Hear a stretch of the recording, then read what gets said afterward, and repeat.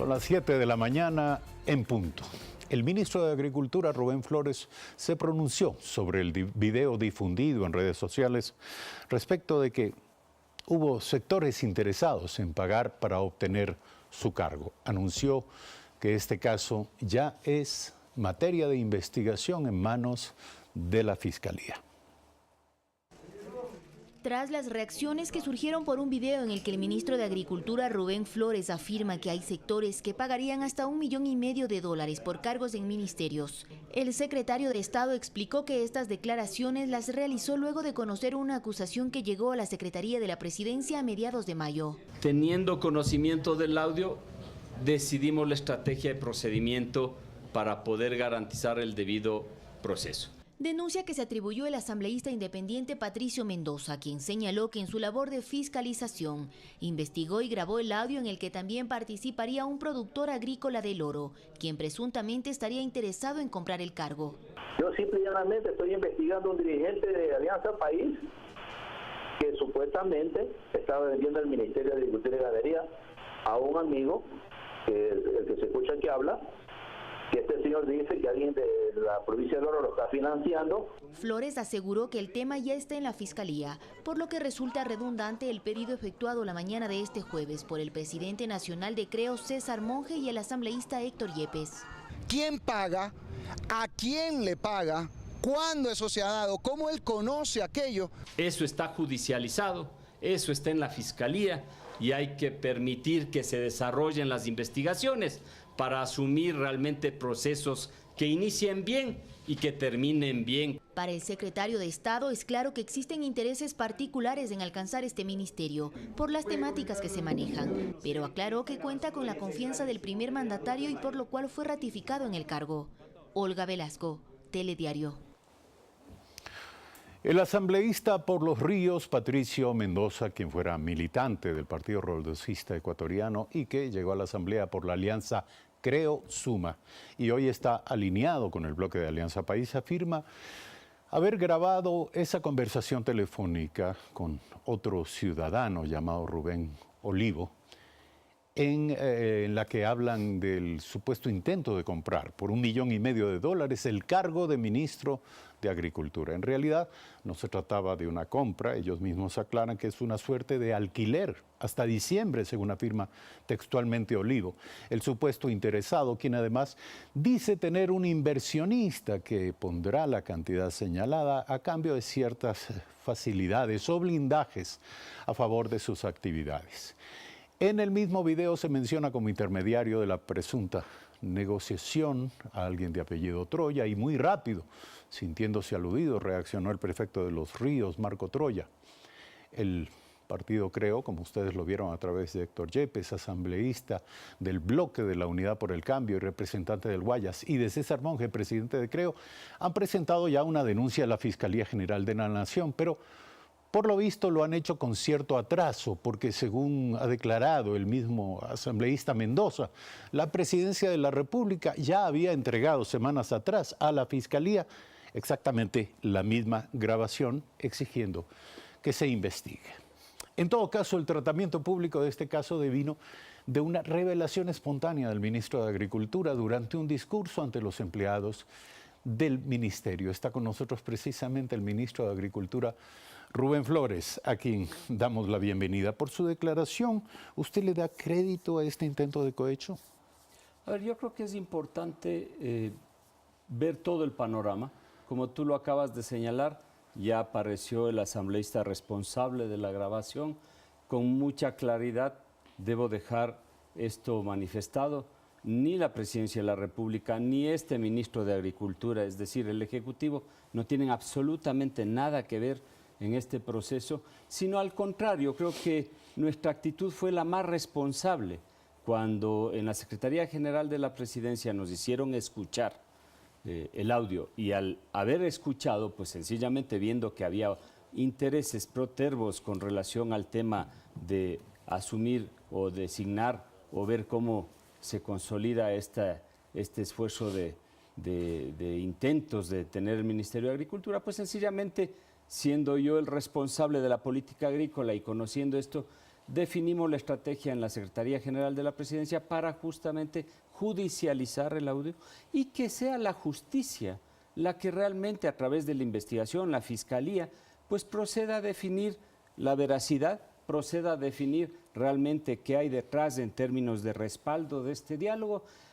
y sobre esa base eso es de absoluta responsabilidad. Ahora, ministro, ¿cuándo estima usted que se produjo esta tentativa de pagar por el cargo de ministro de Agricultura que usted detenta? ¿Ese alquiler implicaba su salida o fue antes de su designación?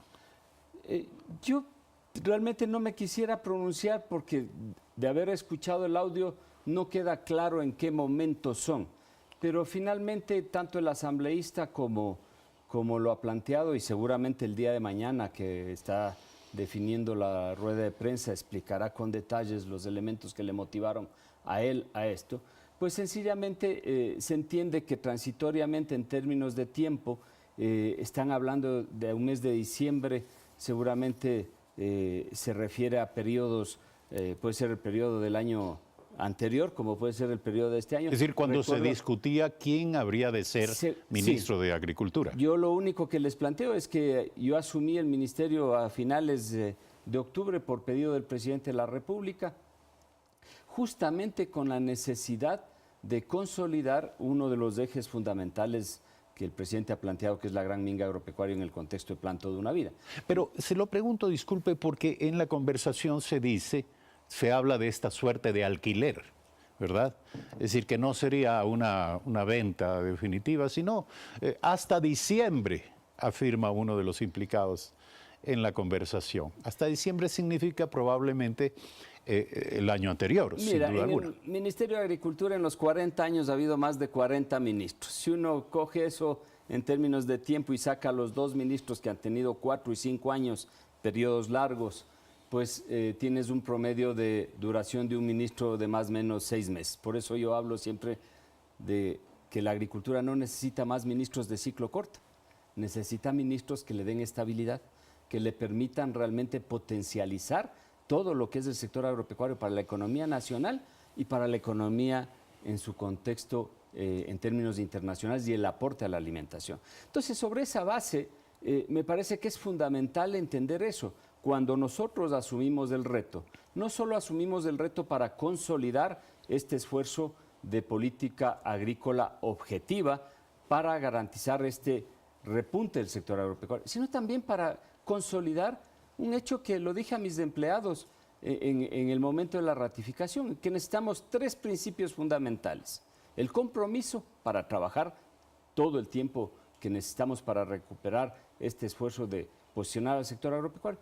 La lealtad con relación no a un ministro, no con relación a una persona, sino la lealtad al programa Toda una Vida y a la minga agropecuaria. Y sobre todo la honestidad. Eso desde este ministerio y desde nuestro equipo no es negociable. Entonces vamos a garantizar ese esfuerzo y lo que hemos actuado es de esa forma, responsablemente, para que sean los competentes o las entidades competentes, las funciones competentes, las que asuman realmente el proceso investigativo. Ahora, ministro, para ir cerrando este tema, el ilícito podría incluir el delito de concusión, es decir, la posible participación de algún funcionario público que prometía el cargo de ministro a cambio de la entrega de dinero. ¿Piensa que podría haber alguien implicado en esto? Nuevamente, eso le corresponde realmente a la justicia, no nos corresponde a nosotros y peor aún a este ministro tratar de definir. Creo que es suficientemente grave el hecho, ahora se han ido esclareciendo con mayor razones.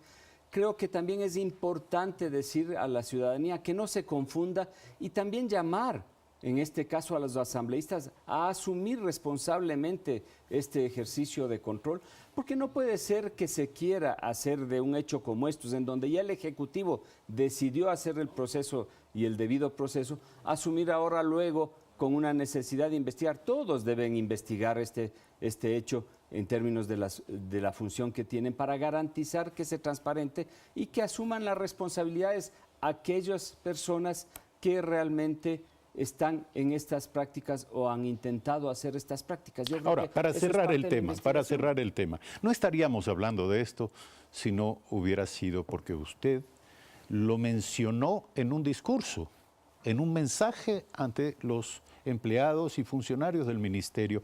¿Por qué eligió ese contexto para hacerlo? ¿Era necesario advertir públicamente a los empleados del ministerio para desalentar o advertir en torno a ese u otros intentos de bloqueo de gestión o de favorecer la corrupción? Si uno ve con claridad el video, que duró 30 minutos, y por eso es importante que la ciudadanía también entienda, son 2 videos, ¿no es cierto? Un video es el mío, en donde se resume de una manera grosera 30 minutos de intervención y se saca esta frase con relación a un contexto que ya lo expliqué, sobre el cual me motivó. Pero fueron 30 minutos de invitar a los funcionarios públicos. Recuerda que el ministerio tiene una cantidad importante de funcionarios públicos, deben impulsar un esfuerzo de trabajo honesto, de servicio a nuestro campesino, y sobre esa base mi sentir y mi motivación fue llamarles a que, después de estar en esta incertidumbre de saber si te van a ratificar o no, pues sencillamente llamarles a que actúen en el día a día, que no importa qué ministro esté ahí, que ellos como funcionario público tienen que servir a nuestros campesinos. Ese fue el entorno. El video está además colgado en la página web del Ministerio de Agricultura, y me parece que es importante que la gente lo valore tal cual en ese contexto.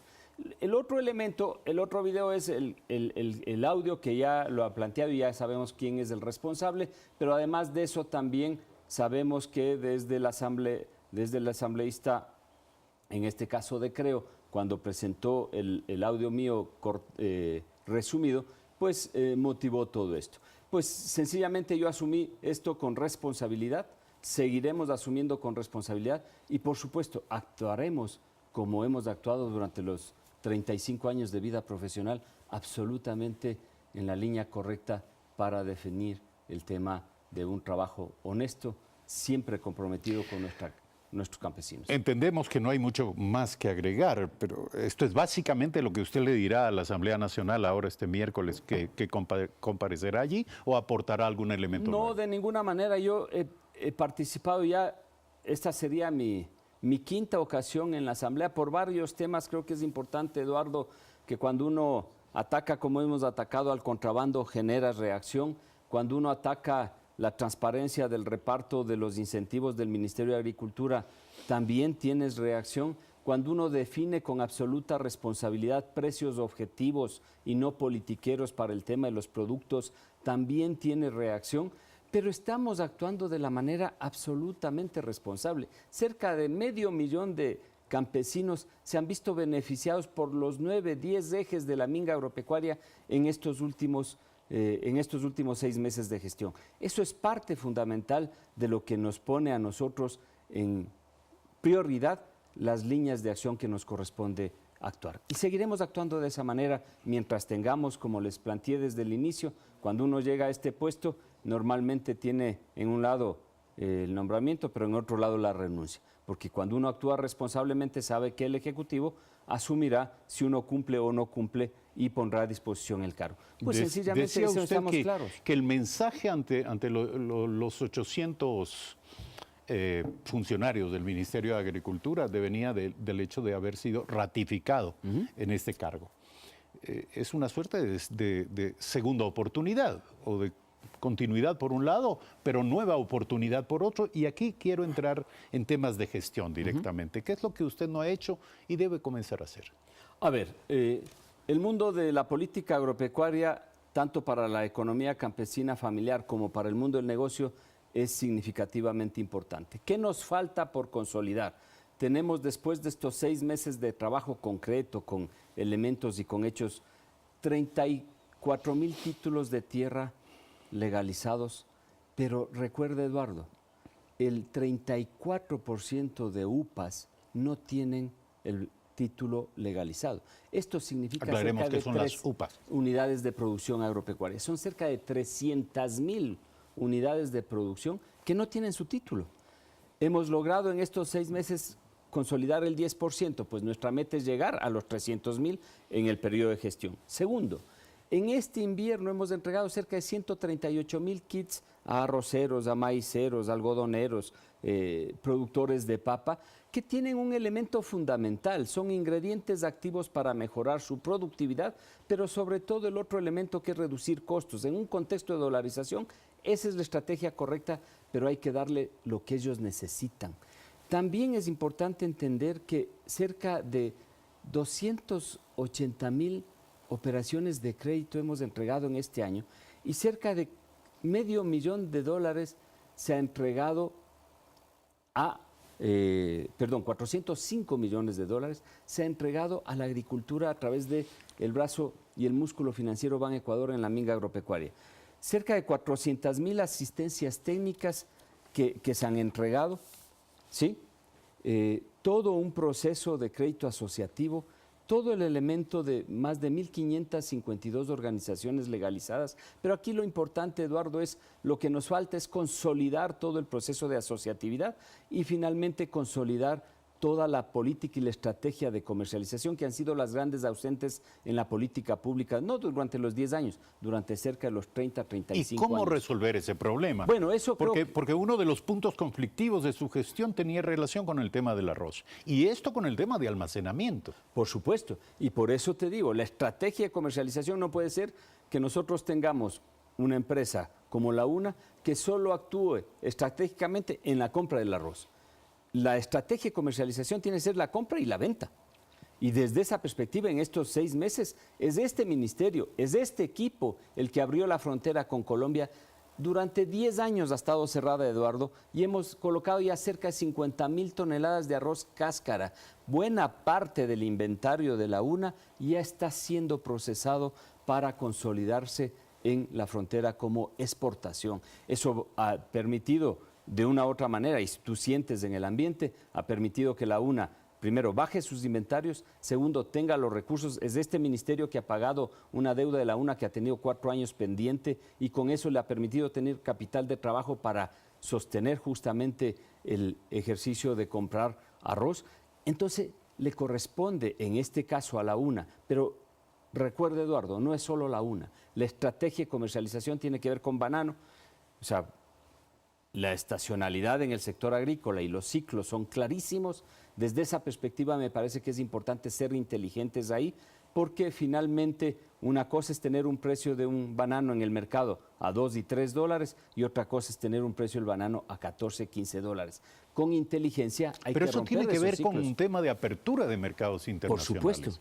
Por supuesto. Mire, daría la impresión de que mientras el país discute en torno a esta llamada ley de fomento productivo, que por cierto es en un altísimo porcentaje, más del 70%, es básicamente una ley de exenciones tributarias. Ese es el gran mecanismo que contiene la ley. Hay un país paralelo y hay un problema pendiente en materia de productividad en paralelo. Correcto. Y es precisamente en el sector agrícola. ¿Qué hay de novedoso respecto de la reactivación productiva del país? A ver, yo creo que lo importante ahí, y eso fue fundamentalmente el aprovechamiento del espacio el día jueves en la Asamblea Nacional, este ministro responsable desde el equipo y desde su articulación, vimos por lo menos 5 o 6 grandes cambios que habíamos presentado a los distintos ministros de Economía, desde Carlos de la Torre hasta Richard Martínez, donde definíamos los elementos y los cambios fundamentales para el proceso de asociatividad, para el proceso de remisión en términos de estos beneficios con condicionamiento. El presidente siempre ha dicho, pongamos metas si queremos devolver. Yo les he planteado la forma de hacer esas metas, es sencillamente aportando un porcentaje de eso al programa de sustentabilidad de cada una de las cadenas productivas. Por ejemplo, ya hemos consolidado con el banano, ya hemos consolidado con la palma africana. Eso requiere unos fondos y requiere un trabajo de 3, 4 años para garantizar que tengamos el espacio en el mercado futuro con producción sustentable. Eso es el futuro. Y desde esa perspectiva me parece que estamos haciendo, también hemos presentado, y me parece que es fundamental, 2 cambios normativos al Código Orgánico de Procesos Penales. Porque en el tema del contrabando, Eduardo, la experiencia que hemos tenido después de desmantelar estas 2 grandes bandas dedicadas al contrabando, pues sencillamente ha sido que en el proceso judicial hay unos tiempos de 3 días después de haber incautado o haber retenido la mercadería para que el ciudadano justifique si es o no es, cuando es un hecho de fragancia, cuando tú le ves al camión con 100, 200 quintales de arroz ahí.